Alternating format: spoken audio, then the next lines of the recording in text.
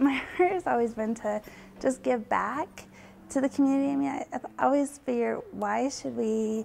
There's so much. From the outside, Grace and Mercy's closet looks pretty humble, but inside, the building is bursting with compassion. Sometimes people don't understand how hard it is to make ends meet, and you know, it's just, why not give back where you can? From clothes to dishes to toys, even furniture, everything is free with no strings attached. You know, if you're willing to give it for free, you might as well, you know, be able to take it for free. The space was donated to Michelle by Falcon Storage. She and her family fixed it up and the donations started pouring in. People have been generous and donated a bunch of stuff already, and we've helped about 12, 13 families so far, just in a couple of weeks that we've been open. Some of those families, victims of the Black Forest fire. We did get to help out a couple of families that were down there. They came and we had a barbecue for them. They came and they got some things for their homes.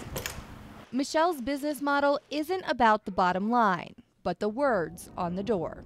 I think it just shows that there's a lot of grace and mercy and love out there for everybody, and that everybody just needs to pay it forward in lots of different ways. So this is just one way to do that.